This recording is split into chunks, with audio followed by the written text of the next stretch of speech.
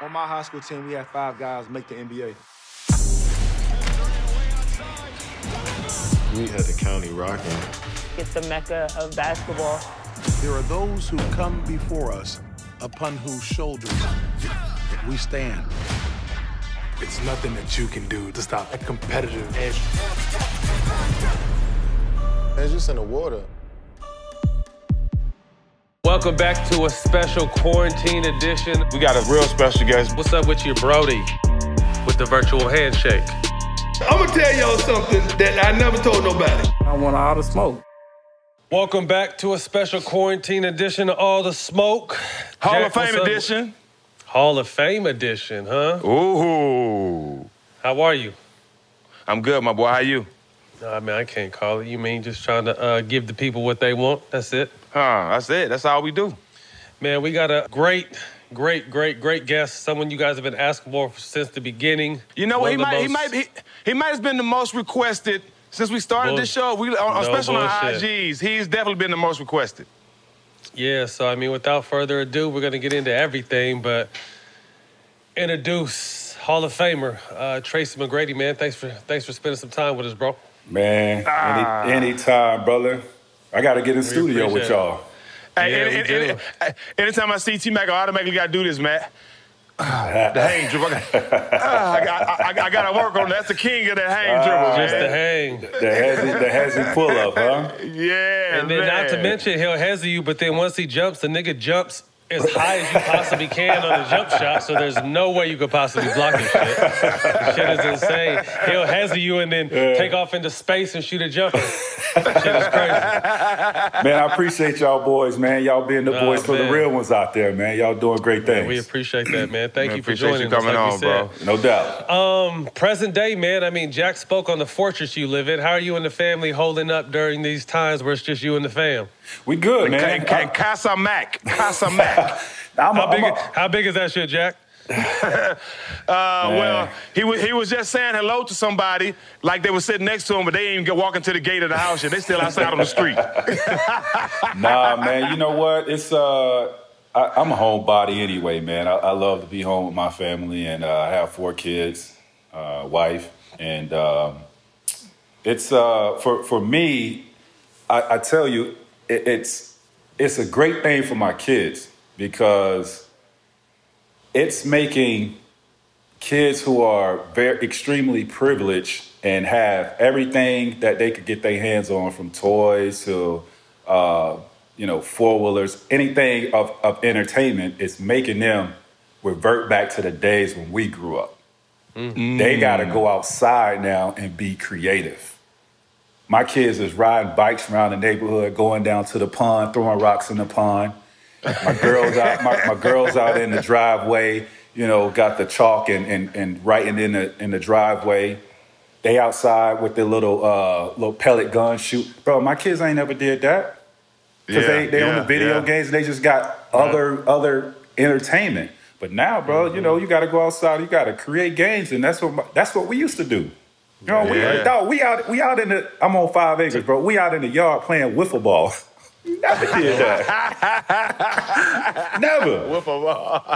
That's what's up. You gotta be creative, right? Gotta be creative, bro. And I love it. No, that's good. We spoke on it. I mean, it just really gives you a chance to slow down. Even us as adults, I mean, you're still working post-career. We get on that hamster wheel, we start rolling. You know what I mean? And as much we're fathers, we're some of us are married, whatnot. We still have so many other commitments, but now that we're off that wheel, because all we could really do is nothing, we kind of take doing nothing, you find the simplicity and just appreciating the small things that we're in such a hurry for, we always miss. No doubt, and for everybody, this has affected everybody. So a lot of people are on the go constantly, right? On the go every day when we had some normalcy.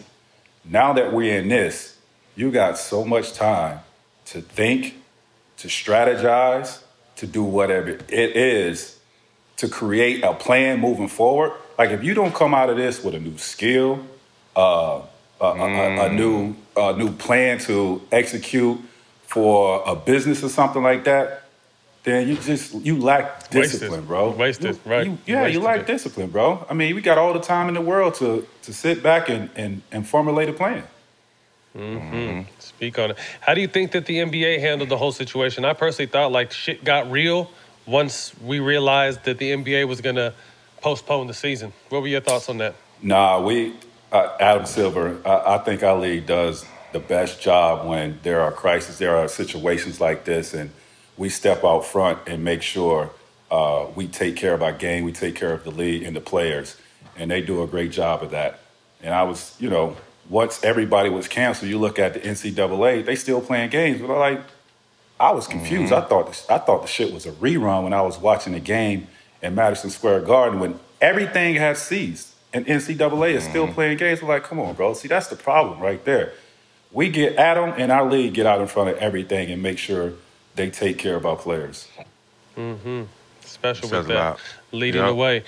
Obviously, congratulations first and foremost with your 2017 Hall of Fame nod. Well-deserved. Well-deserved. Yes, sir. That, my boy. Talk to us about that. Man, I remember that day like it was yesterday. I was, the first to be nominated for it was an incredible thing. I mean, we played a game to win championships, and I never really got that opportunity to win a championship, never been on a championship team. You in our sport, or in sports period, you have that window. And my window that I had was in Orlando, teaming up with a Grant Hill. What I was able to do without another All-Star in Orlando was phenomenal. To even make it to the playoffs, you know what I mean? Right. But if I had Grant Hill, I'm playing for a championship. There's no doubt about that. So that window for me to win the championship was gone. So I go to Houston and I do my thing, but it was a lot of injuries. Those 4 years that I put in work in Orlando, it really took a toll on me once I got to Houston. I gave some great years in Houston, but by the time I got to a team where we was going to be a championship contending team when we added Ron Artest, I was done. So I never had that opportunity. So going through my career and then to get that nomination for a Hall of Fame, I was like, okay, maybe this is my reward that, I'm able to look back on and be happy and excited about. Sitting in my house, they called me on a Thursday and was like, we're going to call you Monday to let you know, because I was a finalist. It was like, we're going to call you on Monday and let you know whether you made it or not at 12 o'clock. So Monday morning rolls around. What was that? Hold on. What was Friday and Saturday and Sunday like? Oh, bro. It's like I couldn't eat, man. I couldn't eat, bro. Right. I couldn't eat. I ain't have no appetite. You know what I mean? Because it was on my mind heavy. I was nervous as hell. I ain't even going to lie. So I'm like, damn, okay. Bro, right on the dot, Monday afternoon, my phone rang and I see call ID and it says Nate Smith Basketball Hall of Fame. Answer the phone. I'm home by myself, right? And he was like, I just want to let you know that you made it to the Basketball Hall of Fame. Bro, I'm talking about overpoured with emotions, just started tearing up. I was trying to find somebody to call. I was so just emotional, distraught. I'm opening up my phone trying to go to the damn contacts. Bitch, I'm opening up the weather app. I'm opening up all kind of apps. Dog, I can't think, bro. You know what I'm saying? So my wife wasn't there. I wanted to tell her first, but she was doing the event. So I just started calling people and letting them know, people within my family. But yeah, man, that was my championship, Right. Y'all boys are fortunate enough to win championships, man. And I wish I could experience that, but, this is my championship. But you were someone, I think you're someone due to injury that I think people kind of overlook, so to speak. Obviously not motherfuckers who had to guard your ass, but I think the general public doesn't understand how to me, during your run, the pure best scorer in the game, pure best can get you a bucket whenever you want it. T-Mac was that because you had no holes in your game. Tell me where that complete game, who did you watch growing up? Where did that complete package come from for you? So for me, I always was blessed with talent, bro. I could have, and this is no bullshit. I could have played Major League Baseball. I could throw a baseball 90 plus miles per hour. I could hit a baseball. I could throw a football on one knee 60 plus yards. Like, I was blessed with just like crazy athletic ability. I don't think I could have done anything else in life. You know what I mean? So this is what it was. I tell people that if this is how you reach greatness, or this is how people become great, is that I was blessed with that talent. So if you take me that never played the game of basketball and you take somebody that plays the game, works hard every day, and they tap out at their potential, I could go and play against that player and stand out, not having worked at all, because I was blessed with God-given talent. God-given talent, right. You know what I'm saying? So that player has tapped out, and I'm on that level with them. All I got to do is work my ass off to elevate way above them, and that's what I did. I watched Kobe when we was younger, how he worked, and he told me a long time ago when we was teenagers, bro. He was like, "Why would you play pickup ball?" He was like, "You ain't gonna get that many shots in the pickup game." He was like, "Work on your skills," because we was in Paris. He told me this when we was in Paris on a trip, Adidas trip. He was like, "Bro, don't play pickup ball. Work on your skills, and I promise you that shit is gonna pay off. Because you go play pickup ball, you're gonna get, a few shots here when you could go and work on your skills every day and put up 500 to 1,000 shots." And I never played pickup ball. And I worked on my skill, my footwork, and everything. So shout out to my boy, man. Our boy. Absolutely. We definitely, we want to touch on that and really touch on some stuff, because we know you guys are close. You guys came in pretty much same time and similar starts, to where it took you a couple years to get to really get on the court. It took Kobe a couple years to get on the court, but like you guys said, you guys are both Adidas guys, both young and out of place, and really had to lean on each other. Talk to me more about your guys' relationship. So because we were, both Adidas guys and both made the jump from high school to the pros, it was an opportunity for me to go out there and just be around Kobe in L.A. And I went out to L.A. I stayed with him in the house with him and his parents. Mom used to fry up that, fried chicken for us and macaroni and cheese. I was eating good at that boy's house, man. He had he had chores and everything, but shout out Pam. Yeah. He was out there cooking. Absolutely. But to be around Kobe at 19 years old, bro, you would have thought Kobe had been here before and been around, the greats of the game, because his mindset was so different, bro, than I ever experienced or ever seen anybody at 19 years old. Like, this man really and truly thought he was better than Michael Jordan, was going to be better than Michael Jordan. Thank you, T-Mac. You know what I'm saying? And at the time, I'm looking at my dog, I'm like, bro, you crazy as hell, bro. For anybody to even think that as a teenager, I'm like, bro, something wrong with you, player. Like, son, you crazy. So we used to watch his homegrown movies, Come Fly With Me, Playground. I used to watch that religiously, bro. Pause it. It might do something. Pause, rewind, mimic it. I was like, dog, he was obsessed with this shit. Karate flicks. I mean, man, dog, he was different, bro. Going to school.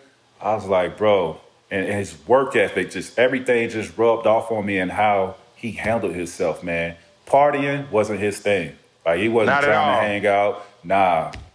Oh, you going to the club? Nah, shit, I'm gonna go to the gym, put up these shots. Like, that's what he was about. He was different. I learned from him. And he struggled his first year. It was, man, dog, the players used to mess with Kobe so bad his first year, man. He hated it, bro. And because he took those steps, he went through that fire. I came after. I was able to lean on him times where I felt like I made a mistake of coming out of high school. So I leaned on him all the time, man. And our relationship started to do like this because he was concentrating on trying to win championships, and he sacrificed everything. Like, he cut everybody off to win championship and be great as he possibly can be. And I was over here trying to win scoring titles. With this 2020 Hall of Fame class, like I said, with Kobe and KG, who kind of paved the way for your leap to Timmy. These guys were all in your same age range, and for all of them to go in with this class, what are your thoughts on this 2020 class? Man, this is arguably the greatest class of all time thus far. I mean, for sure, you're talking about, one of the greatest shooting guards of all time, Kobe Bryant. There's no argument he's the most skilled shooting guard of all time. There's no argument on that. You know what I mean? Ain't no argument on that. And then you're talking about the big fundamental, Tim Duncan. I mean, my gosh, bro. What that man was able to do for the franchise, all he know is win. Stack, you played with him. You know what I mean? That's all he do is win. And the big ticket, I think 2003, 2004, I think that was. Man, I was like, this man is on another planet, bro, the way he was playing. And he was unguardable, unstoppable, and he was talking shit. Talking shit, too. Talking mad shit. And I swear, dog, he probably, to me, when I played him, it seemed like he shot 80% every game. Like, he was unguardable, right? Defensively, he was a monster. Timmy, monster. Cole, monster. Like, yo, this class is crazy, man. And it was amazing to compete against those type of dudes, man, that are arguably the greatest at their position. Yeah, with KG, a lot of people call KG, people call me the heartbeat of the Big Three, but they was calling KG the heart and soul of the NBA because the way he played and his passion for the game. People don't know how big of a compliment that is, bro. For somebody to say you are the heart and soul of the NBA. Like, that's crazy, bro. KG, bro, the energy. Like, you can't teach that, bro. You can't teach what he brought to the game. It's God-given. You cannot teach that. That man was he was so competitive and just so passionate about the game, dog. Like, I look forward to playing against these dudes, especially KG, because KG's 7 foot and out there trying to guard me. And I was like, we was Adidas guys, and we used to go at it. I was loving that shit, man. I relished those opportunities, especially going against Cole, bro. What? Like, that's crazy. All 4 of y'all was Adidas guys. You, Cole, Tim, and KG. Well, at the time, it was just me and Cole KG. wasn't. No, Cole wasn't. Cole left. It was you, Chauncey. Hey, so, hey, thank you, Cole. I thanked Cole so many times, bro. If it wasn't for Cole leaving Adidas, bro, I wouldn't have got my big deal. I would have got the leftovers. Man, my dog, thank you.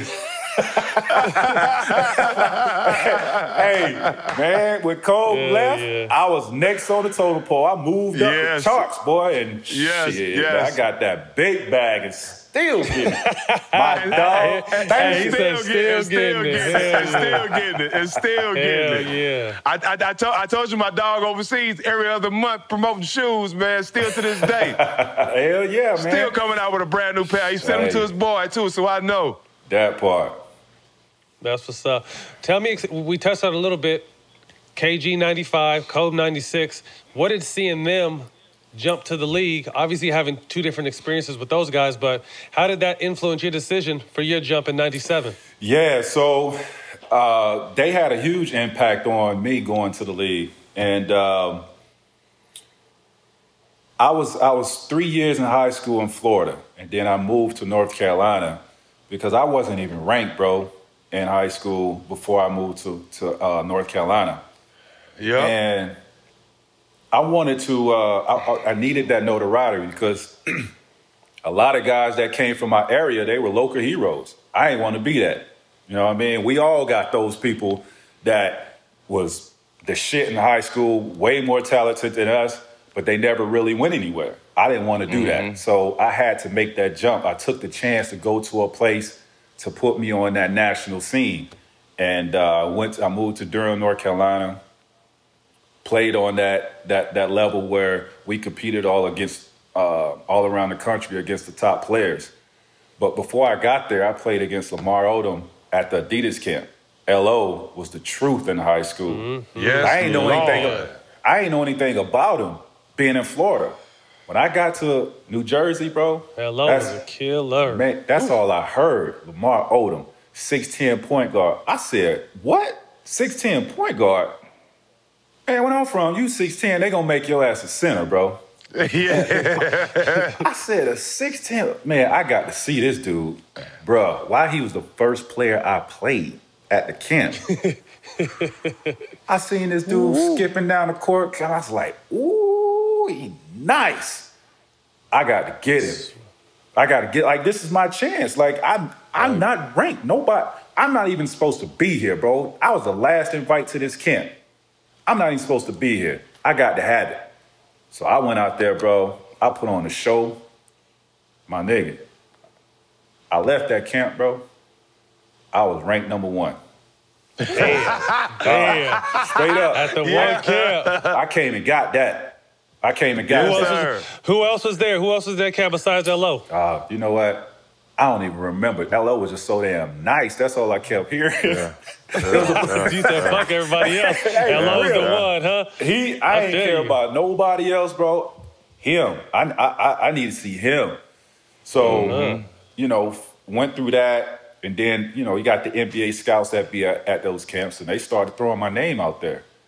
I wanted to go to college, bro. I was going to Kentucky. I took my visit to Kentucky. You had Derek Anderson was my host. And I pulled up the Kentucky campus, bro. And I seen them boys got them fully loaded Eddie Bowers outside. I said, hold up, bro. This is where I'm going right here. I don't want to go do no more visits. The player lounge where they stayed, everything was plush. I said, bro, I'm coming.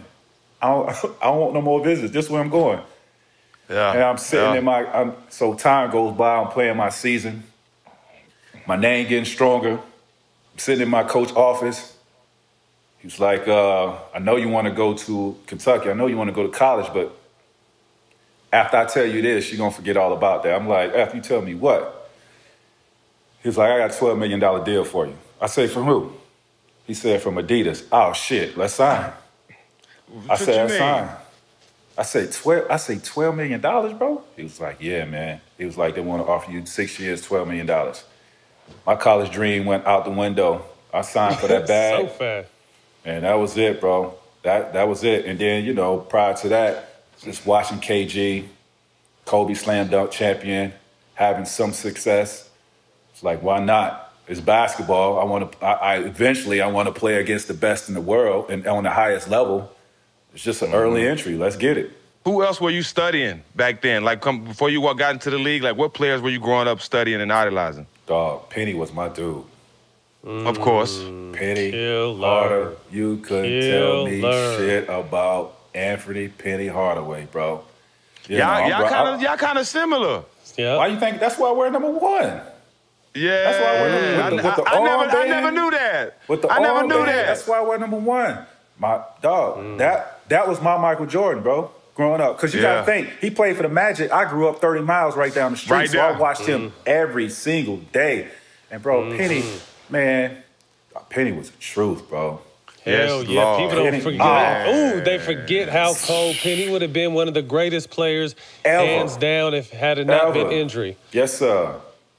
Penny was a killer. So that was my dude, man. Footwork, you know, passing ability. He was cold, man. Man, Penny was the truth. Total package. So, 1997, you decide to make that jump. Tim Duncan goes number 1. You go 9. Jack goes second round, 42. You didn't experience, obviously, immediate success. You know, you had a lot of woes. And I remember it was crazy because you're 1 year older than me, so I'm in college. And my mom was always reading the papers, and I remember she sent me an article on you on how, you know, you're doubting if you made the right decision. You were having just a really hard time transitioning because you weren't playing. You're in Canada. Talk to us and take us back there, because a lot of people don't remember. This is pre-social media. Yeah. You know, unless you have someone following what was going on, people don't remember how hard the beginning of your career was. Yeah, so you got to think, you take a kid that's from, you know, Central Florida. The country. Country boy. Take a kid from Central Florida and then you put him up in Canada. Like, I ain't know anything about Canada. I ain't know nothing about Toronto.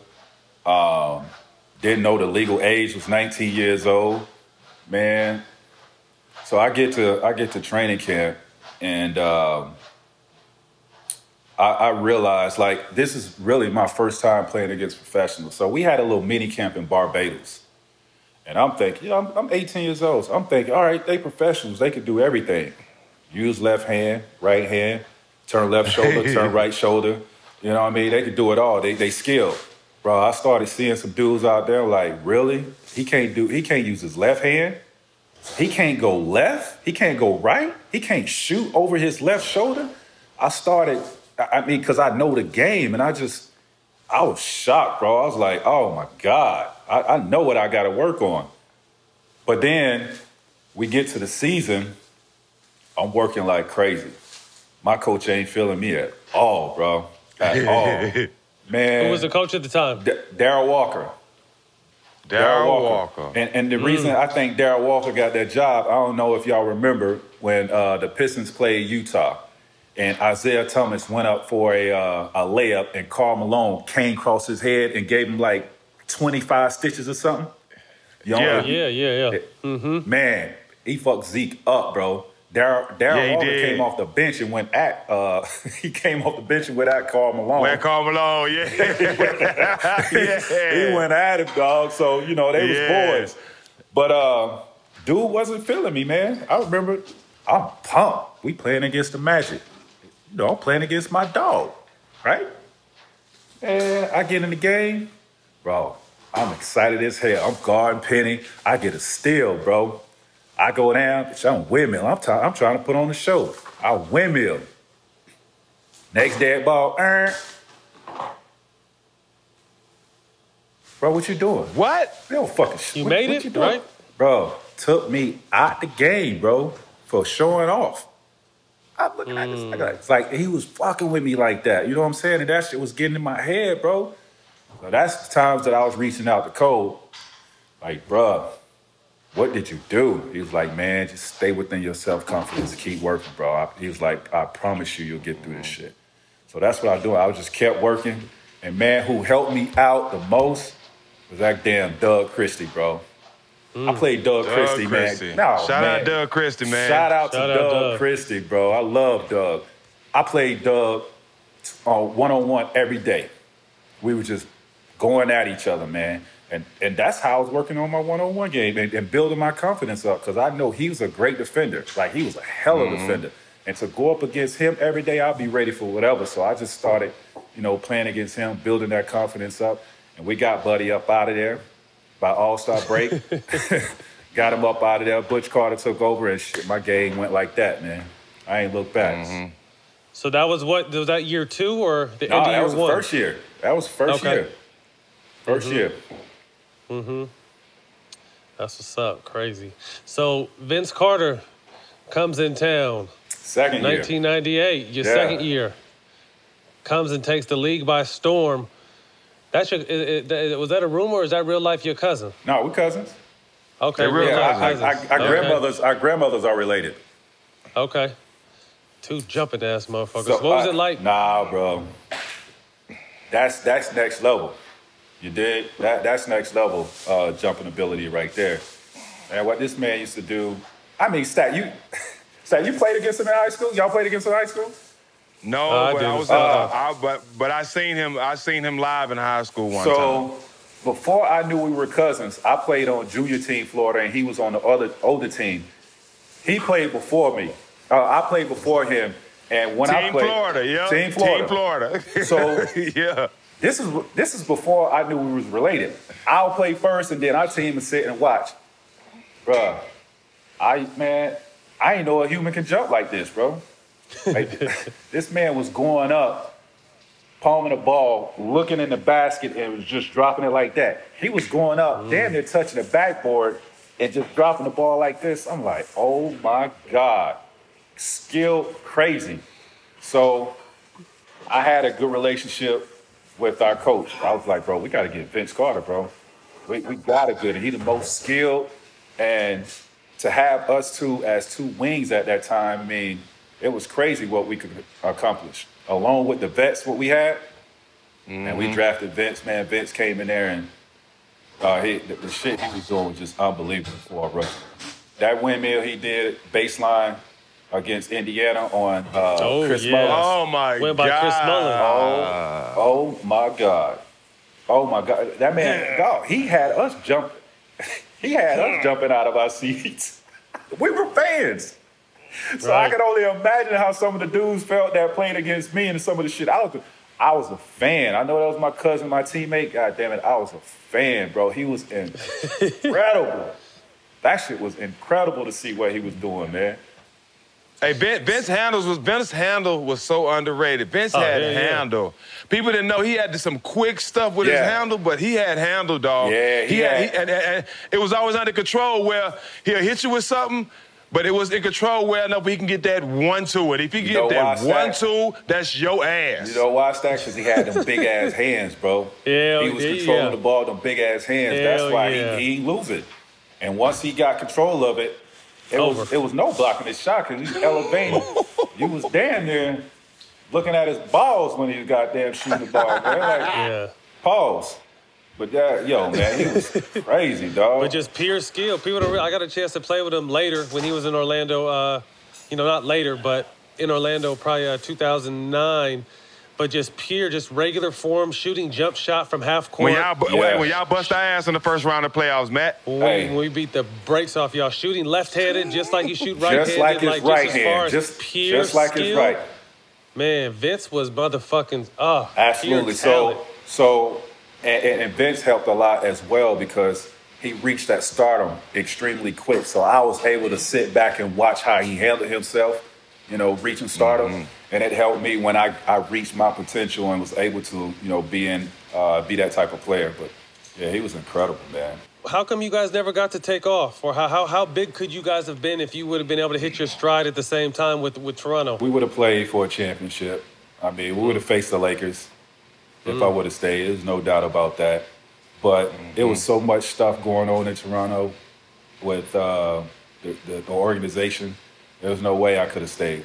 And then, got the opportunity to you're competing against, Orlando, where I'm from.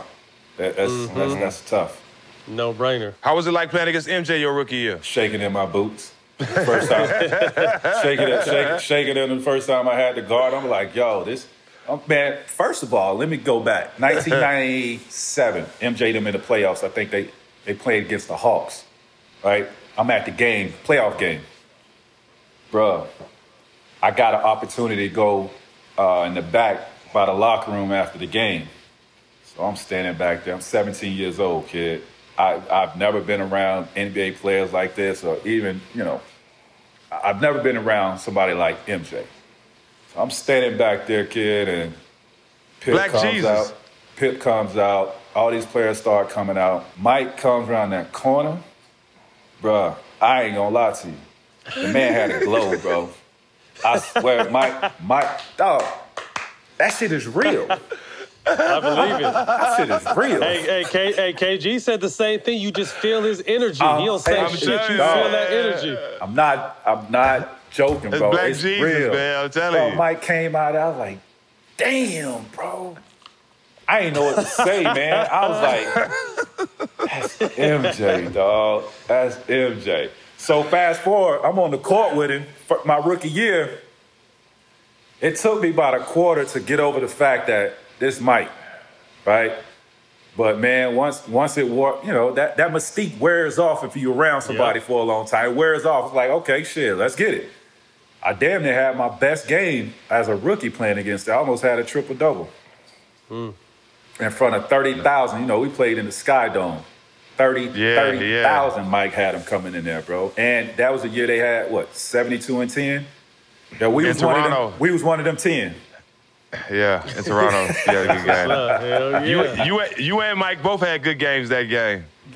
Hey, Mike had about 35. He probably had about 12 on me, easy. I'm like, man, this Mike, bro. I had to get his ass back when he was with the Wizards, though. Yeah. Like, your ass 38 years old, you putting up 50, you still got game, but you got to get this work. You got to come get some of this shit. With Jordan going down, retiring in 98, it ushers in a new era of wings. Yourself, Kobe, Vince, Paul Pierce, Grant before his injury. What was that new era like? You touched on, the end of Jordan's era, and now we have a whole new different type of wings. Tell me what that era of wing game was like. Man, you had a challenge every night, bro. I mean, you're talking about some of the greats that ever played the game. Paul, Cole, Vince, AI, Big Dog, Ray Allen. Man, Reggie Miller was still getting buckets. Bro, Stack, you used to get buckets too. Your ass used to get buckets. I ain't gonna leave you out of the ways. But appreciate it, dog. Nah, man, it was a challenge, bro. You really had to bring that game. Like it wasn't no bullshitting around. Like you talking about some killers, man, some real killers that every night. You don't get your rest, or if you ain't locked in, you're gonna get embarrassed. It's gonna be a long night. It's gonna be every a long night, man. I'm talking about, them guys right there. They sense any weakness or any type of fear. They gonna tear your damn head off. And I didn't want to be that. I had to make sure I was prepared. One of my best videos it says Tracy McGrady visit Steven Jackson highlights, right? Y'all got to go check this out. So it's supposed to be highlights of me and Tracy, right? Going head up. If you watch the video, it showed about 28 of Tracy points and about six of This when you was with Atlanta? When you was with Atlanta? Yeah. Huh? Yeah. They show about 28 of Tracy shit. They show about 6 of my points. And man. That's probably how the game went. Too. hey, Stack, on real shit, dog, I hated guarding you, bro, because I can never block your shot. I don't know how the hell you was shooting the ball like that. Why everybody say that shit, man? Can never block your shot. And CP said the same thing. Look, Matt always taking some cheap shots and shit and act like he ain't do nothing. That's how that motherfucker was. We had to be aggressive with your ass, especially because you were someone, like I said at the beginning of the show, like you had the hang drill, which was unfair because as soon as we go for that, you go by us and dunk it. But if you actually shot, there was no way in hell to block your shot because you jumped like 3 feet off the ground just to get your jumper off. So we had to try to beat you up. There ain't no other choice. There ain't no other way. I knew how to play. T-Mac, you gotta say that though, T-Mac. You gotta go and tell everybody the famous hang dribble move that you started. Please tell everybody where Kobe got it from. Nah, they know. They know. Man, look, that was my go-to, bro. Cole was a student of the game. I was a student of the game. Whatever it takes to get better, I'm gonna take that. You know what I'm saying? Like I took some of Kobe shit. Yeah, I ain't gonna lie, I took some of that. Like, hey, that's how you become great, man. You gotta watch other people and take bits and pieces of that game. That's just how it is. I mean, you'll be a fool not to. You know what I'm saying? Right, exactly. And that's what I did. That hang dribble, that was just my thing, bro. Being 6'9", lower your ass to sleep and just rise up over you. I don't think you can do anything about that. You know who uses that now to perfection? KD. And Paul George. KD, though. KD's deadly with it. At 6'11", 7 foot, he's deadly with it, bro. It's tough to guard, especially when you got quickness. You got that ball on the string like that, and you got a Jimmy. Hey, man. I don't give a damn what type. Nah, it's nothing you could do, bro. Nothing you can do with it. Nah. So you're traded from Toronto to Orlando. Grant Hill traded from Detroit to Orlando. Grant Hill, to me, along with Penny Hardaway, like you mentioned, a healthy Grant Hill would have been top 10 all time as well. One of the greatest players, was a killer. Similar to yourself, silent about it, just went about his business. You guys joined forces in your hometown. Talk to us about that. Man, I knew because it was me. I don't even want to do that order. Me first. It was Timmy, Grant, and then myself. Like, they were trying to get all three of us. Talk to us, because people forgot that Tim almost went there. He spoke on it a little bit, too. He almost left, but I just found this out later that the reason he didn't come is because Doc told him, I guess, the spouses couldn't fly on the plane. That was a deal breaker. If that was the deal breaker, that's what I found out. Bro, I about cried when I found that out. Hey, T-Mac, and that's a true story, dog. That was the deal breaker. I heard that same story. Bro, Damn. come on. So, Man, I that's crazy. I got to pull Doc aside on that one, bro. but you know, it's me and Grant, Eastern Conference. I'm excited. And I knew Grant had broke his ankle because I was watching him in the Miami series when he was getting buckets against them. He was still playing on it. But I thought he was going to heal from it. But we was there for 4 years, and I think we only played 47 games with each other. And it was so sad, man, because I knew how bad he wanted to be out there. And I knew the potential that we could possibly have reached. But it just didn't happen. And then he was having surgery on his ankle and shit got infected and almost lost his leg, right? Yeah, almost lost his leg, man. It was just it was a bad time for him, man. And I'm still trying to do what I'm able to do. I mean, it actually gave me an opportunity to really come into my own quickly than I really wanted to. I wanted to learn behind him, follow his lead. I mean, Grant, the truest professional that you ever come across. Absolutely. You know what I mean? And hey, what? Smart as hell. Aspects. Yeah, smart as hell, man. And it was just unfortunate for both of us, really, for our whole team. Yeah, Grant Hill's somebody who people always ask me who I looked up to coming up, and Grant Hill was one of those guys I patted my game after. And to this day, I talk to him and get a lot of advice from him and conversate with him about a lot of things. But when your fourth year in your league, T-Mac, you went from 15 points to 26. Like, that was a defining year for you. Like, what clicked that year? Well, it's just the work, man. It was the work that I put in. And you really know who you are in the league your third or fourth year. You know who you're going to be. You know who you're going to pan out to be and shit. That was just my time. Like I said, Grant going down, I had to speed up my process. I had to speed up my ability to carry a team. I kind of would have been in the back burner, learning from him, letting him do his thing, learning from him, still chipping in and my game growing, but it had to grow like at a rapid rate because he was down and they threw me the keys, and that was it. It was me, no other All-Stars. It was just me with some great role players. Well, you never really experienced too much success there. Nah. Obviously a lot of individual accolades. Personally, like I said, that's when you really defined who you were as a bona fide superstar. What did you learn from that experience that it was, like you said, it was you and role players? What was that psychologically like? Because superstars are looked at to get their team to that next level. So what did you learn from that experience in Orlando? Shit, that you need help. He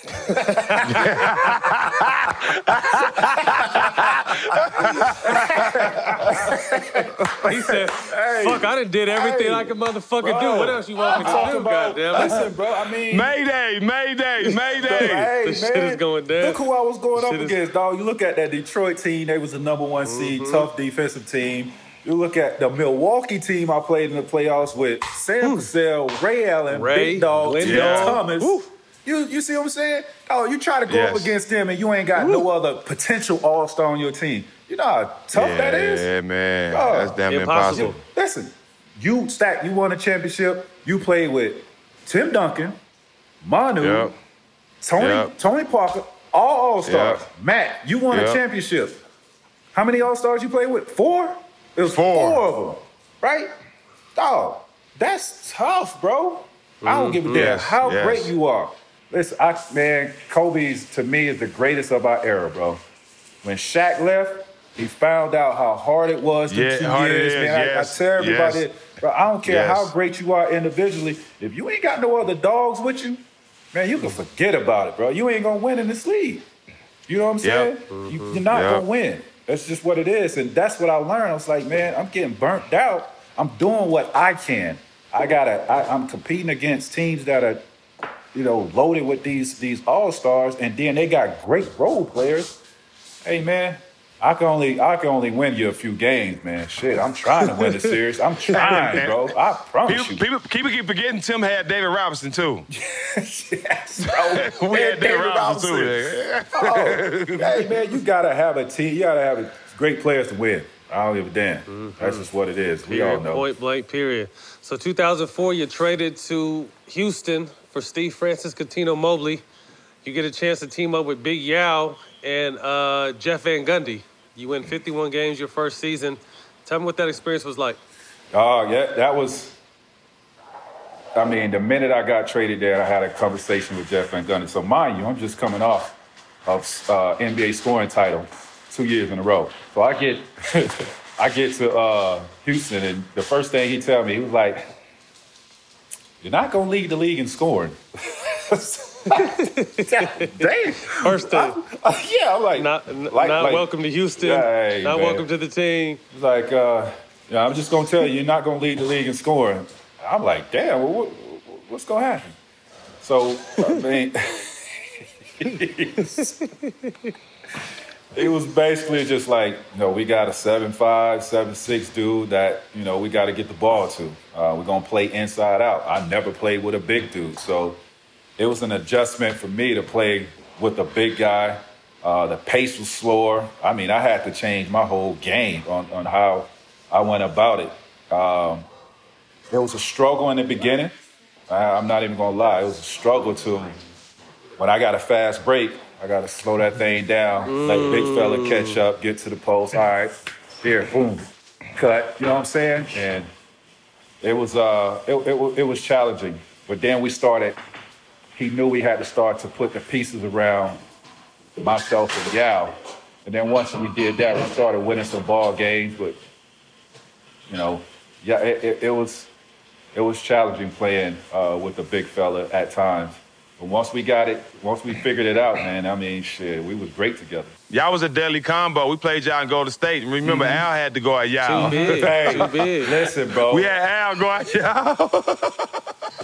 Oh, we used to try to kill Al, whoever was, because y'all played that small ball. Man, whoever was guarding y'all, they was going to have a long night because we were going to feed. I didn't care about scoring that. Hey, big fella, you going to work tonight because there was nothing y'all could do with him. Y'all had to double. Hey, Al used to say his whole body was fucked up. Al wouldn't even want to play in those games. Al would get pissed off because that was the kind of... Nelly used to fuck with Al, so he would start him randomly, but he always started him against Yao, and Al used to hate that shit. He did him so dirty, man. You can't... Come on, man. What Al gonna do with that big fella, man? And he had left hand, he had right hand. Can't do nothing about that, bro. And the crazy thing about it... We would have faced y'all in the playoffs that year if we had beat who was Utah. that? Utah?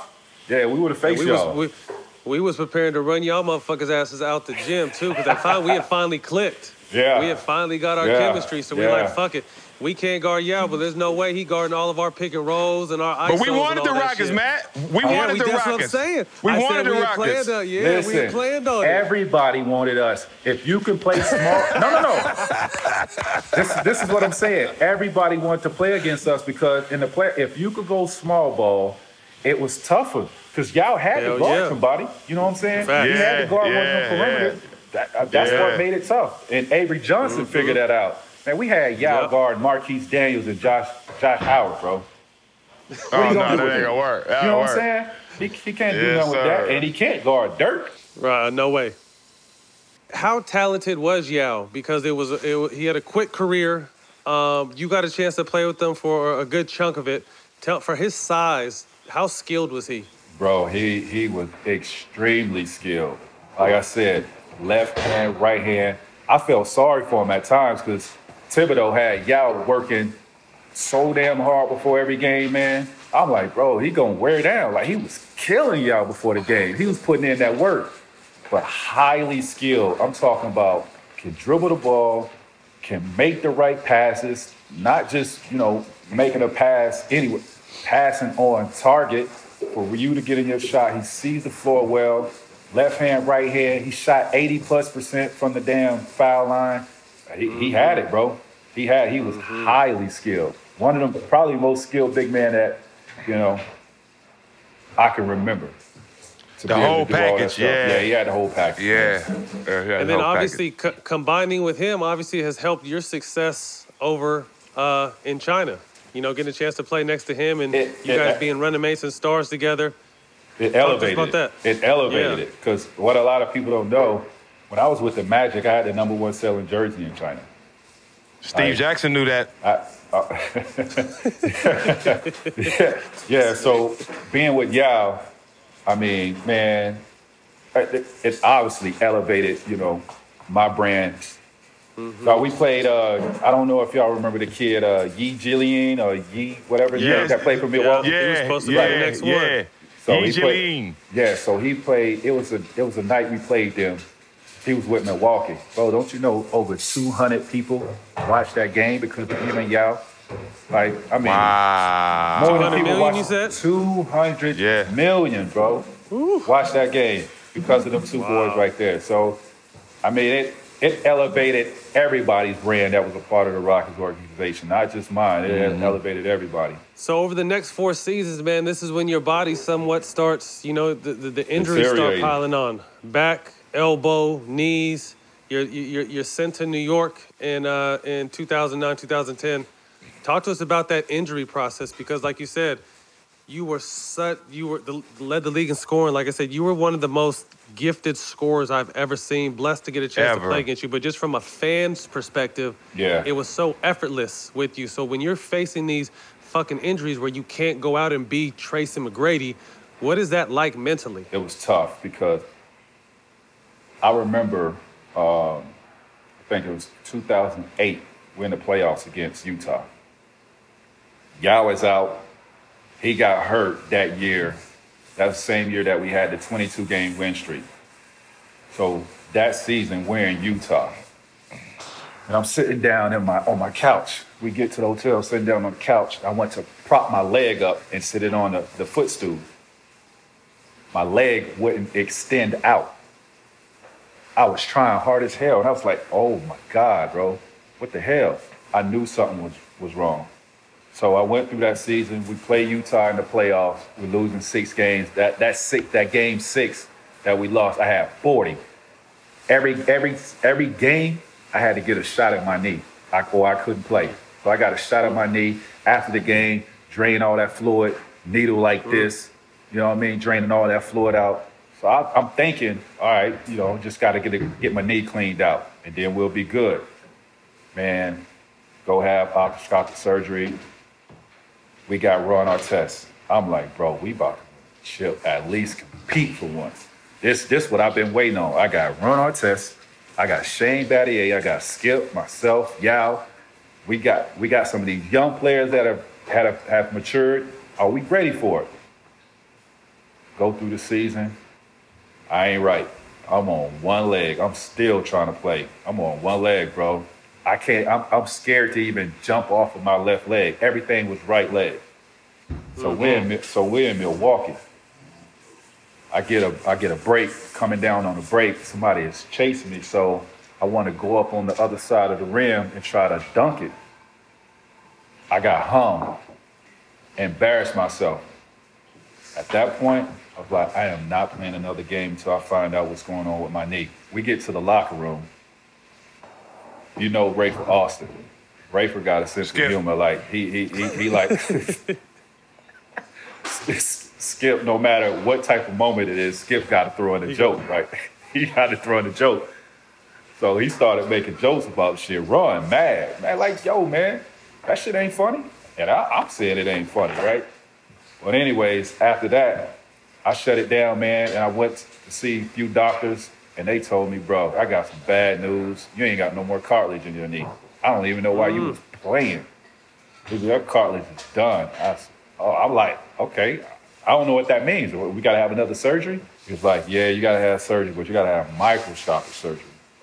And Kenyon Martin, Stoudemire, I knew what it had did for them. I was like, yo, man, this ain't good. At that point, I realized, bro, at that point when that man my doctor told me that I had to have arthroscopic surgery, microfracture surgery. Microfracture surgery, it was over. I knew I wasn't going to be that dude again. And that was the most devastating thing. I mean, I can't even tell you how depressed I was to know that I'm on this level. And then I'm down here now, and I never reach that level again, bro. I was hurt. And on top of that, to add fuel to the fire, my playoffs struggles is in the past, was bothering me. And then I got an opportunity to have success now with the team that we have, and I'm not able to be out there with them. Be your best. Oh, Yeah. It crushed me, bro.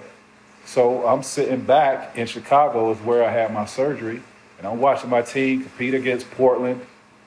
They beat Portland. Yao gets hurt. We play the Lakers. The next round, second round, we played the Lakers. Yao gets hurt. They take the Lakers to 7 games without Yao. Come on, bro. You know how devastated I was? I was out of there, cuz. Man. I was out of there, bro. That shit hurt me. I can imagine, and then you going through all that, and you watching your peers, you watching Kobe, you watching Duncan, you watching Pierce, you watching Dirk. They all get championships. You know what I'm saying? Why you sitting there trying to get back to that level to play? What was that feeling like, bro? I know that was devastating. It was extremely devastated because I was on that level. Them boys winning championship. And KG goes to Boston, win a chip first year. I'm like, man, because before that, KG was like he was having playoff struggles in Minnesota. Yep. Until he got Sam Cassell and Spreewell and them boys. Like until he got some dogs over there with him, he was able to make it to the Western Conference Finals. But prior to that, man, it was tough on him. And then he got out of Minnesota and got with some dogs in Boston and won that chip. Like timing is everything, bro. And that timing for me was just that's why making it to the Hall of Fame, I'm like, that's everything. It's everything to me. It's because I look back on the shit that I went through. The struggles, right? Yeah, man. It was everything. We try to give people a perspective, not knowing. Obviously, that's devastating. Career news, life, this is what we work out our whole life. But what is life like off the court?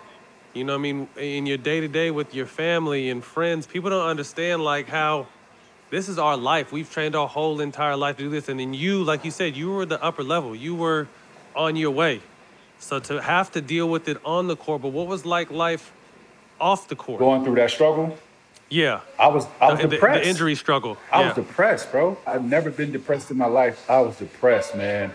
I was in Chicago doing my rehab, and I had to lay in my bed for 8 hours with my leg in a machine for 8 weeks. So what was the machine doing? It was having the blood circulate. Moving your knee? Yeah, it was circulating the blood. Yeah, it was moving my leg back and forth. It would get that blood to flow in my knee. Bro, you talking about depressing at those times? And then I'm watching my boys on TV compete without me. I'm here in Chicago. I was messed up. Never been in that situation. It was all bad, Great thing about it, my kids, once the summer came, because this happened in February when I had my surgery. And then once my kids got out of school, my family came to Chicago, and that really helped me get through it. But I was up there by myself, and I was out of there, bro. I was like, man, F this game. I don't even want to play no more. Like, mentally, I was ejected from the game. Well, it seems like you got to think, you have the world screaming your name 1 second, cheering for you, T-Mac this, T-Mac that. I got my own shoe, I'm this, I'm that. And then, gone. And like this, you're all by yourself in a dark room in Chicago with nobody to turn to. Gone. You know what I mean? You went from MVP chants of 20,000 people, entertaining at the highest level. And I can't even reach that level no more. I don't get no chance. It went from T-Mac to Tracy. Hey, you know what, though? I know. Oh, that's Tracy right there. Hey, what up, Tracy? What up, dog? It ain't T-Mac no more, dog. He gone. Hey, but this go to your credit. from making the Hall of Fame, even though you went through all the injuries and everything. Facts. As far as us and the people that's over the game and watch the game, we knew it. what it was. We know what it was. We knew what it should have been, and we know how injuries happen in the game. But everybody know when it comes down to it, you, Brandon Roy, and another other guy, Grant Hill, guys that wouldn't have been hurt, we already know where y'all would have been going down at the end when it's all said and done. Penny, but y'all deserve that Hall of Fame, though. Y'all deserve that. You know what? That's really all that matters is that your peers understand and they respect what we brought to the table. That's all that matters. You know what I mean? Y'all had to face me, on them nights. You know what I mean? Ooh, Lord. Ooh, Lord. Like, that's the respect. That's the only thing that matters to me is that I got y'all respect. No question. That's it. No question. Yep. Well, this is where you and Jack's path cross in a different way. 2013. I'm going to let Jack address this because I don't even know if he knows how he was on the plane when Pop had your ass already knowing your plane was. Oh, no. We talked about it. We talked about it. Oh, did you? Okay, yeah. Man, listen. Yeah. When Pop... Hey, hold on, Jack. Picture this. So picture this. Picture this. I'm in the room. I'm in the locker room, in the film room, actually, having my best practice of the year, just bust their ass at practice. And Pop is telling me that he gonna bring the team there for me to give Danny Green and Ginobili confidence. He want me to say they better than me.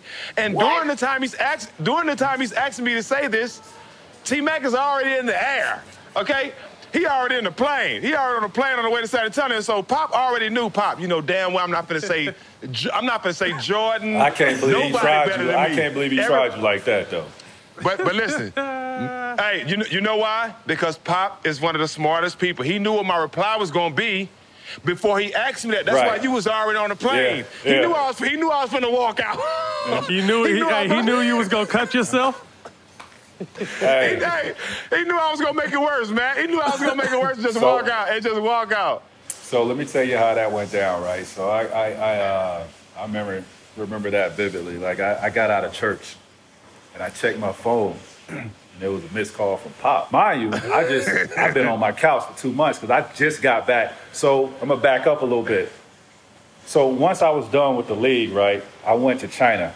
I had to get that feeling back because I know if I go to China, I'm gonna get that love back, that passion back. Because I know they gonna bring it out of me, right? And they support you. I want to be celebrated again. I want to see how that feels because I had to work my ass off to get back healthy. Like, I had to, I worked so hard to get back healthy. It took me like a year and a half, 2 years before I was even pain-free after that surgery. So I go to China for 4 months, playing the CBA. How old are you at this point? Not to cut you off, T. How old are you at this point? Man, I think I'm 32.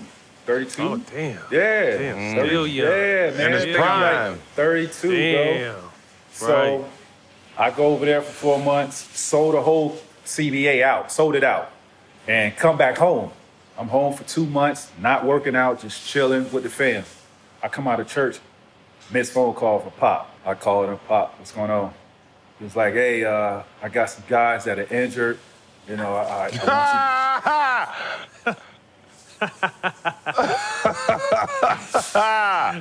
Hey, this is like getting information like your girlfriend was fucking with somebody else type information right now.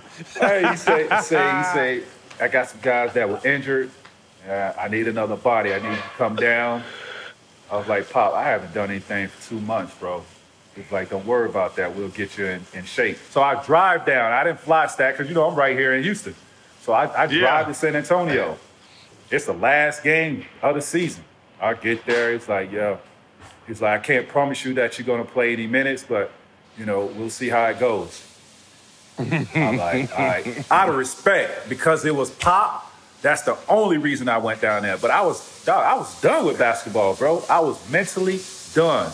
But out of respect, I went down there. So I get there, I'm working, playing one-on-one against Boris Diaw. That skilled motherfucker, man. Dog, Boris Diaw is so skilled, bro. I tell people that all the time. They don't know how skilled that big slippery motherfucker was, boy. I don't care if Boris Diaw 220 or 280. Bro, he still is a problem.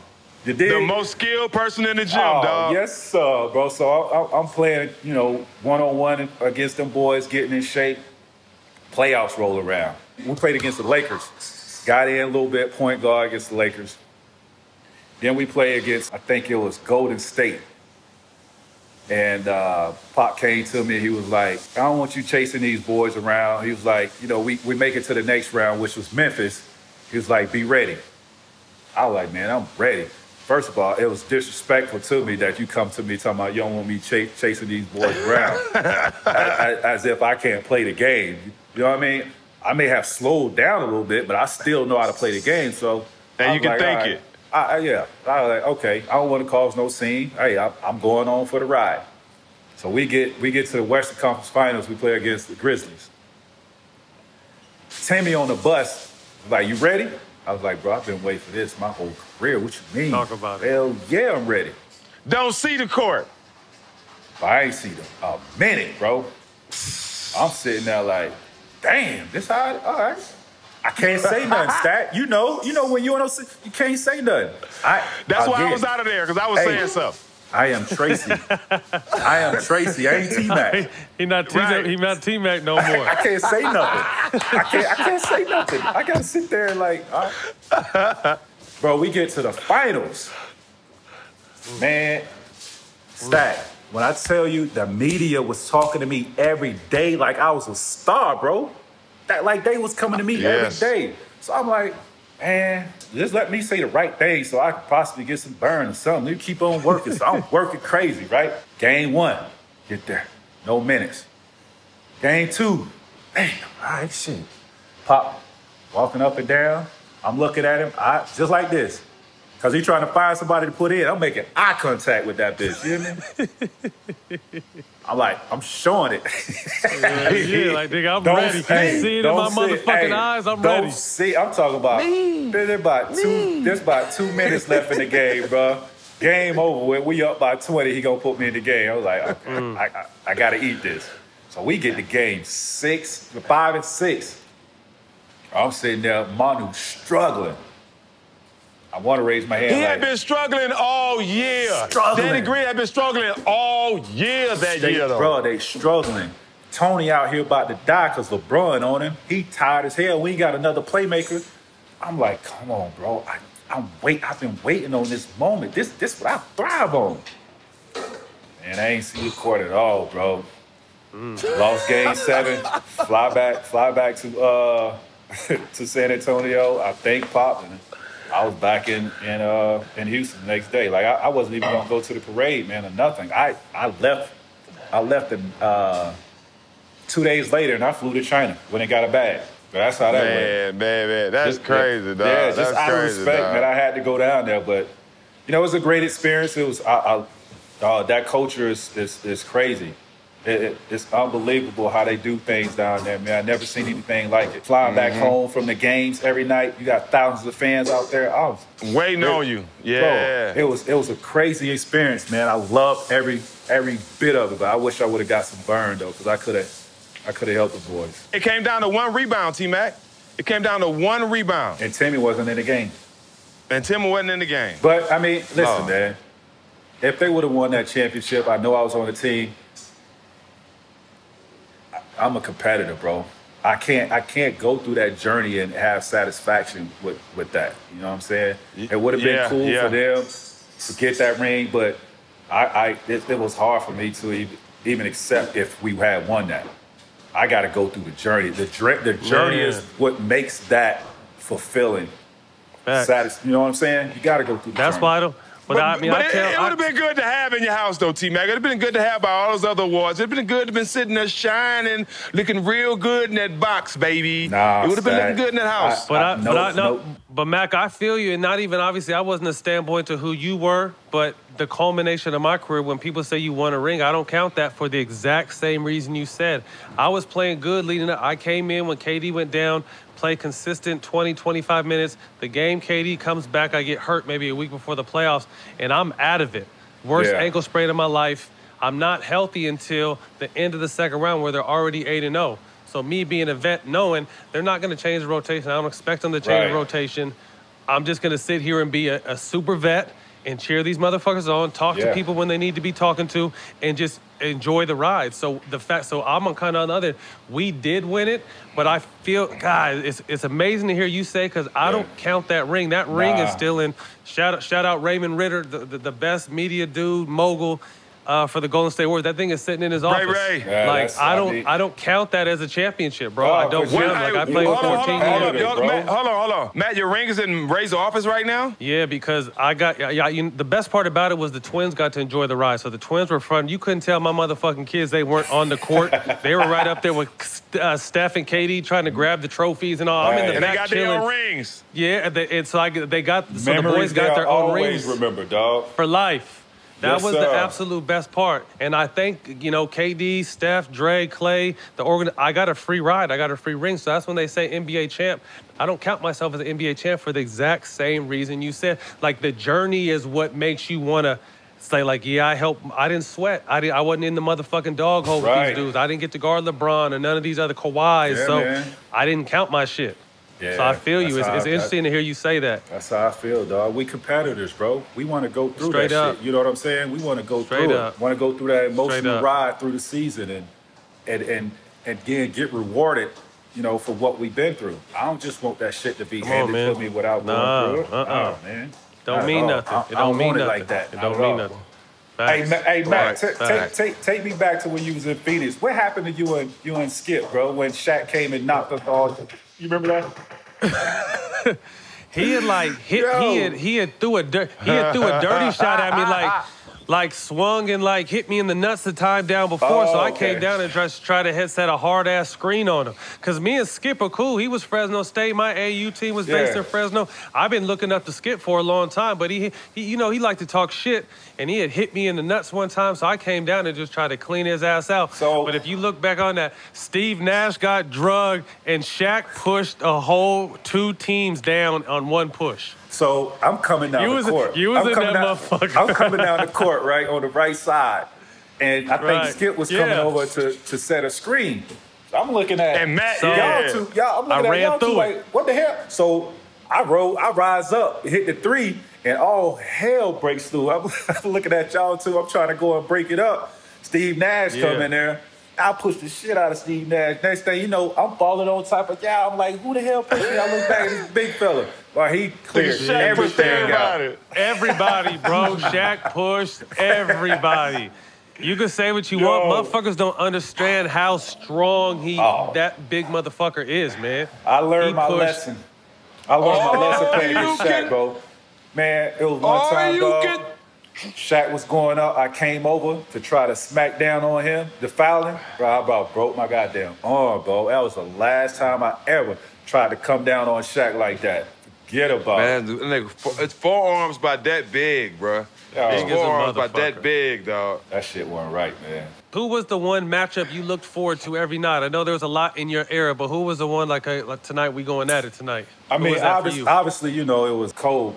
It's number 1 on my list. You know what I'm saying? Of course. Out of everybody. But I give you some other ones that I look forward to. That was tough. I'm gonna give you a couple guys that, for me, people don't think they were tough to guard. That goddamn Cuttino Mobley, bro. Quick first step. Bro, I hated playing against him. Woo! Hey, I hated playing against Cuttino Mobley, bro. Hated it. Peja Stojakovic. Hated playing against Peja Stojakovic. His shit was further back than Jack's. Yes. I think she was over here, too. Couldn't do nothing with it, bro. Wet ball. And another one, that goddamn Jamal Mashburn, man.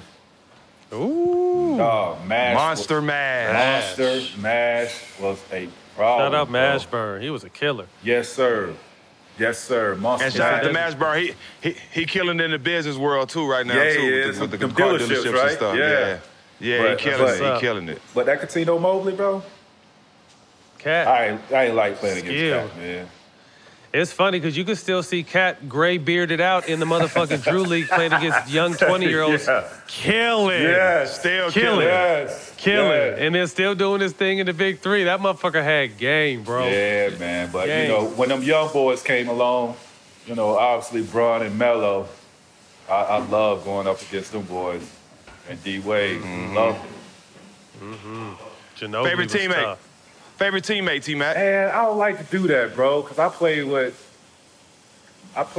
some great guys, man. I don't like to just single one guy out. I mean, I had some great teammates. When I was in Toronto, When they asked me that, I named about 8 of them. I got 8 of them, so I can't name one. Yeah, I can't name just one. But, man, when I was in Toronto, bro, 19 years old, and I'm surrounded by Antonio Davis, Muggsy Bogues, D. Brown, Dale Curry, vets. Charles Oakley, Kevin Willis.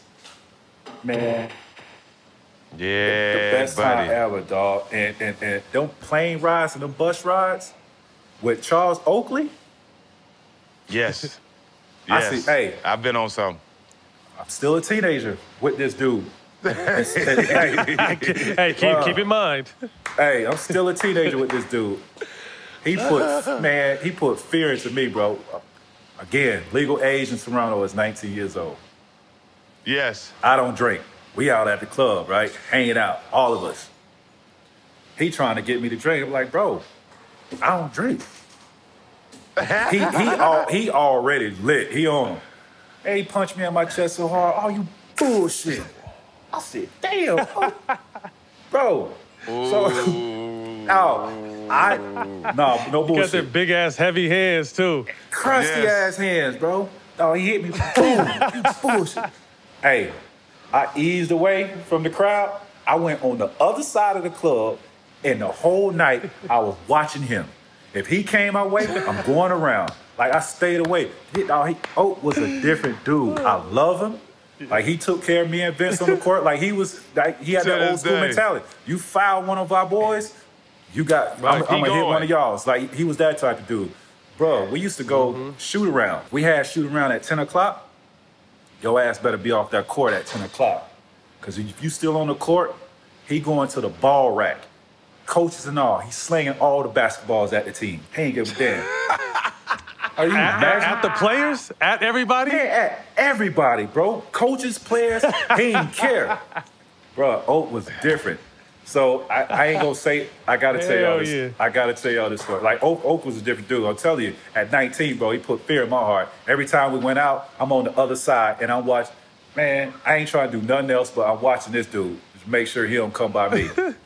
So this after I tell y'all this story, this is it. I ain't gonna say my man's name. I don't want to put him out there like that. So all those vets I just named, right? Hold up. If I know the name, I'm gonna say it because I think I know all the stories. Man, I don't want to put him out there like that, Stack. I don't want to put him out there like that. So we flying from Toronto to Sacramento, bro. This is a long ass flight, right? These boys got the big bottles of Jack Daniels. Now, mind you, all them cats drink. I think Kevin Willis is the only one that don't drink. Nah, he didn't. Yeah. Nah. So, whole plane ride, they drinking like crazy. I'm talking about, they got a bunch of bottles. We land in Sacramento, and Oak is looking for the last bottle. My man don't even want to drink no more, so he hid the bottle under his seat. Say what's up to the chef. I saw the chef. Say what's up to the chef. Yeah, that's my brother. My brother's my chef. So he hid the bottle. I already know. Under my seat, under his seat. Oak walking up and down the bus, right, on the way to the hotel.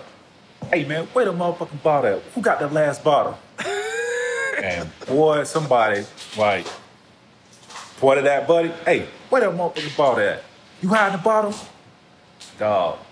Oak was looking around, grabbed the bottle. Mind you, the dude is from Sacramento. Clean suit. Oh, he going home to see the fam. Big ass bottle. Oh, you trying to hide the bottle? Oh, you don't want to drink no more? All right, motherfucker, you gonna wear this. And started and drenched it on him. The whole bottle, bro. He G-thanged him? Bro, the whole bottle on my Hey, buddy sitting there like mad as hell, like, ready to get up? Nah, chill, dog. Take that. You got. We tell him, hey, you gotta eat that, dog. That's tough. That's tough. You gotta eat. That's Oak. You can't do nothing. Dog. If you get up and try to defend yourself, it might end up a little worse than just getting poured on y'all. No doubt it would have ended up worse. That's why we was like, hey, you gotta take that, Claire. Don't do it. You gotta don't do it, man. I'm 19 years old, bro. I'm still like, Hey, man, I ain't messing with this dude, bro. But I love that cat to death, though, man, because I know he'd ride or die for you, bro. Yes, Yeah, sir. man. Yes, sir. Shout out to Big Homie Oak. High school journey, you jump in, you get a nice deal. What was it like to finally have your own shoe, your custom shoe? So I wear them hoes in college. Oh, shout out to Mac for wearing the Max, man. Shit. Yeah, I had them on in college, yep. Nah, it was a great thing because, I grew up wearing my idol shoes, Penny, wearing Jordans, wearing Pips, being out on the blacktop, hooping in your favorite player's shoes. I mean, that was something special. And then to know I have my own and seeing kids do the same, hey, man, it was, what can I say, man? God is good, bro. God is good. It was a beautiful thing to see. And then you look back and see guys like LeBron in high school wearing your shoes. Mama, I made it. Mama, I made it. Mama, I made it. Dope. Who's one guy you wish you could have teamed up with in your career? Anybody? Shaq. Oh, Diesel. Everybody wanted to play with Diesel. Shaq. Everybody wanted to play with Diesel. Shaq or Tim Duncan? Shaq or Tim Duncan? I knew I was going to win. Either. Could you imagine if Timmy would have came to Orlando with him and G Hill? Oof. I get upset. And G Hill stay healthy? That could have been a dynasty. That was a big three right there. That was a big three right there, man. For that ass, for real. But yeah, favorite coach. Oh, Jeff Van Gundy, coach, bro. T-Mac. Jeff Van Gundy, man. Jeff Van Gundy was just his basketball acumen, it was like nothing that I ever been around. The man was super duper smart. He made sure that you were gonna be well prepared, going into games. He provided all the information that you needed. No, I played for his brother. Stan was the same way. Attention to detail. Yes. Tape shoot-arounds, knee pads. You were ready to go. Was he precise? Was he extremely precise? Oh, man. You had to be on a certain spot.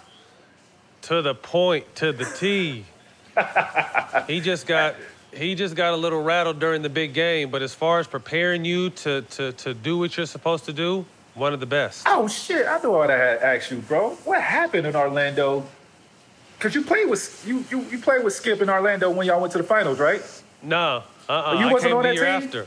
Oh, no, okay. I came the year after. Okay. Yeah.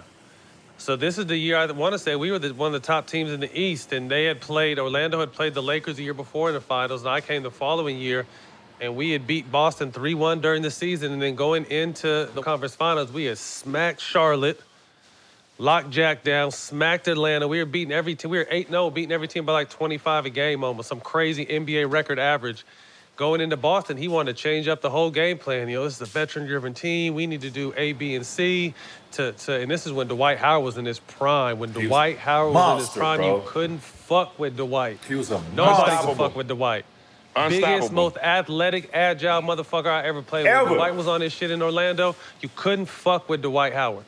So we had this. So we had D. Howard, we had Vince, we had Rashard Lewis, Jameer Nelson, Petrus. Who else we had? We had a squad. Changed everything up going into the Eastern Conference Finals. They got a little nervous on us. And so that was it. And then so that was a regular season game when you did that to Kobe? Yeah, that was the end of that. That was the end of the season. That March shit going in. So we were thinking we're gonna see them again in the finals. I just wasn't there the year before, so it's the whole plan. We were supposed to line up in the finals again. Okay. And then and then you know what I mean? Shitted on the Church's money in the Eastern Finals. But Yeah. as far as attention to detail, that motherfucker get you attention to detail for sure. Current NBA, who are you a fan of? Who you watching? Teams, players? I'm a fan of the game, but man, KD, my young boy, Jaylen Brown. That's my young boy. And he can always win the T-Max. That's my guy. But KD, bro. KD is a bad motherfucker. Him and Paul George and Kawhi. I was really looking forward to seeing what the Clippers was gonna do with the Lakers this year. I really wanted to see that, and I just don't think we're gonna get that chance. Gonna have to wait till next year. Who you had in the finals though? Out of Clippers and Lakers, who you had going to the finals? Your final prediction. My preseason pick, I had Clippers winning the whole thing. Boo. Me too. I just thought with the killers that they have, and you got Lou Williams coming off the bench, bro. I thought they was too deep. Then they added Morris twin. The Morris twins, and Reggie Jackson. Come on, bro. They hella deep. A lot of dogs. Yes, sir. Yes, sir. Who you had, Stack? I had the Lakers. Lakers. I kind of feel like, Lou Williams would be the factor because the teams are very matched up, you know what I'm saying? But I think if they could find somebody to stop AD, the key X factors to me was going to be if they could find somebody to stop AD and if the Lakers had an answer for Lou Williams. That was my two questions. I just felt like the champ, regardless, was coming out of L.A. I wouldn't have been surprised if either of them went, but I thought the champion, with all due respect to Milwaukee and the rest of, Boston was starting to hit their stride. There's solid teams, Toronto in the East, but I just felt like the championship was going to come to L.A. one way or another. I agree. Is there anyone in today's game that you mentor, talk to? Kobe was kind of big on trying to give back. He spoke on giving back what he learned and his knowledge to this younger generation. Did you find yourself doing any of that? I talked to Jalen, man. Jalen trains with me. He comes to the house. Okay. Yeah, so I work him That's out. I talked to him yesterday. He's coming whenever they lift this shit off, man. He's gonna come get that work in. He's gonna get in that lab. That's what's up. That's my young boy. Yep. He's an intelligent dude, too. I didn't really know too much of him when we had him on the show, but very intelligent kid, man. Very business savvy, yes. I was very impressed with the way he just carried himself and embodied. He's like an old soul, very intelligent, but an older spirit. He gets it, man. He's very sharp. Yeah. In all aspects. He's very sharp. What team would you love to join in today's league? If you could play in today's league, what team would you if you had a choice to pick a team, what team would you go play for? With the current players that are the highest constructed right now. Yeah. Yes. Oh, put me in Golden State, bro. Yes, sir. Put me in Golden State. I don't blame you. I don't blame Tell me why. Talk to me. Why? Talk to me. Man, look. First, you got the greatest shooters in the game on one team. That's Clay and Steph. Draymond, playmaker ability, leadership. You add me to that, who you gonna check? Who the hell you gonna guard? That's just like KD was on the team. Like you couldn't do nothing with them. Can't do nothing with it. You know what I see? I see T-Mac at the point, Jimmy Butler and Embiid in Philly without Ben Simmons. Oh, I love Embiid, but we might fight, bro. We might fight, bro. He and Embiid gonna fight. Y'all might fight? He for real. He talented as hell, bro, but he don't be playing like it. You know what I'm saying? That inconsistency every ain't night, do it, bro. You gotta bring it. That man got so much talent, bro. I think so much skill. So much, man. I think he got to get in better shape too, man. I love that kid's game, but he got to be more consistent and get in better shape. He need Giannis attitude. Who would you like to see as a guest on All the Smoke for us? I think y'all need to get 50 on here, man. We've been trying. We've been trying too. So there we go. I've been DMing him. I've been on his page. He got a lot of. He probably the businessman. So now. Here's how you do. You need to get my bro on here, Lorenz Tate. Get Lorenz Tate on here. He's right there in L.A. with you, Matt. And then you got access to get him. Renz is right my there. brother. Inside. Right there. That's the plug right there. Easy call. We're coming for you. Hey, artist a song on repeat right now during this quarantine. I play a variety of stuff, bro. I mean, I'm on that Ross. Ross is my dude. Yeah. So underrated. Underrated, dude. It's hard. Ross is my dude, man. He a killer. My dude. So Wayne underrated. And Wayne. I listen to that Wayne. We just had Wayne. Shout out Wayne. We just had him on the show last week. Oh, word? When you hear that lighter flick, you know what time it is. When you hear that lighter flick, you know what time it is. Weezy F. Yes, sir. Yes, sir. What you currently binge watching? I just finished Ozark. I'm watching Matt's on that now. Hell yeah, just finished Ozark. I'm watching a show called The Outsiders. Well, actually, I just finished that. Just watched The Outsiders. Homeland. You on Homeland? Mm-hmm. Homeland, shout out man. Showtime. That's our brother. I'm up on that. And I'm watching this show on Amazon Prime called The Hunters.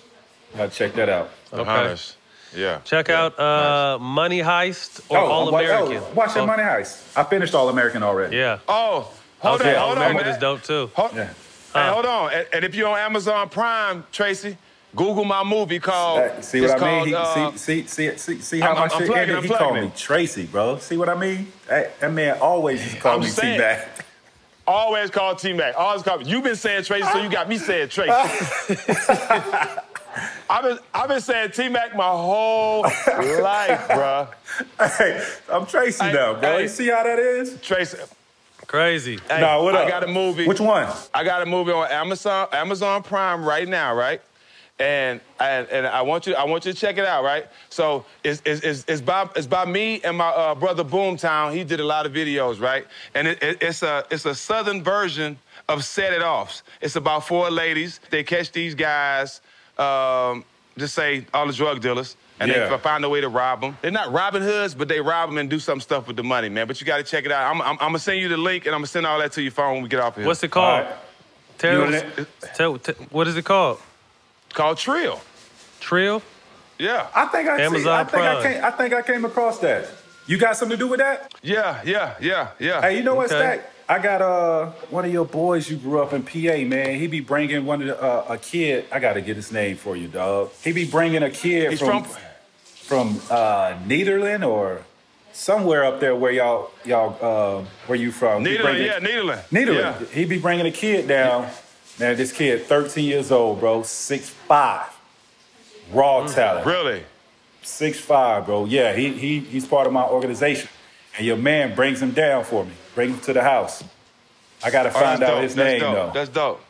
That's dope. That's what's up. So what is your quarantine snack right now? What's your go-to right now during lockdown? Shit, I just eat fruit salad. That's it? I actually lost 15 pounds, bro. Because I'm able to be stable and work out consistently.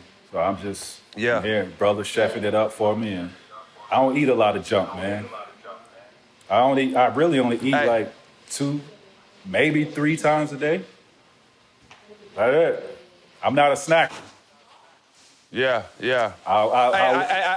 I messed up too, T-Mac. I'm saying Trill, thinking Port Arthur. The movie's called Candy. What am I thinking? It's called Candy, C-A-N-D-Y. Blame it on the weed, not his heart. Candy, I said Trill. Amazon Prime. I'm from Trillville, so I was thinking Trill's called Candy. My bad. Hey, man, well, we appreciate your time. Thank you for your time. I appreciate y'all. Always good to catch up. Boys, keep doing y'all thing, being the voice for the real ones out here, man. Y'all doing great things, brother. Thank you, man. We appreciate you, T-Mac, bro. Thanks, man. I got to come to the studio, though. Absolutely. Yeah, that's why we ain't going too deep into the interview, because we want you to come in the studio where we really can dig into some stuff and all the stuff you got going on off the court. Yeah, we'll do that. Love to y'all, man. For sure. Appreciate you, bro. All right, boys. Hey, that's a wrap. Special quarantine edition. Special guest, T-Mac. Tracy McGrady. Good show, Jack. Yeah, breasted. Your shit look good. You need some kind of beard endorsement. Maybe Hugh, we need to make you the brand spokesman for Hugh. That's it, man. There we go. My brother always making sure I eat, man. That's my brother. All right, so we got to make sure we got to start doing a beard, some beard shit for Jack, because Jack shit look good. That shit blend in right with your gray sweater. That shit look nice. All right, man, you can catch this on Showtime, Basketball, YouTube, or all platforms streaming podcasts. All of them. Good job, my boy. Good game.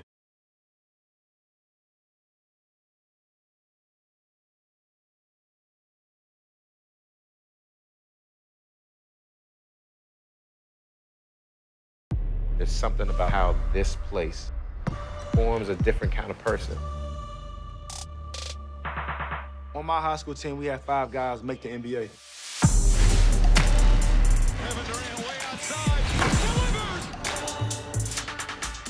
We had the county rocking. You mentioned Prince George's County. People know what it's about. It's the mecca of basketball. There are those who come before us, upon whose shoulders we stand. Being from this area, you have to have tough skin. The gym became his sanctuary. PG County guys provide buckets for America. Prince George packs a lot of power, a lot of character. It's nothing that you can do to stop that competitive edge. We're pushing the community and the culture forward. It's just in the water. This life was all I ever wanted. I'm not leaving. Not yet. I was hoping you'd say that. We gotta hit the streets, make some money. People like us must destroy people like him. Buckle up.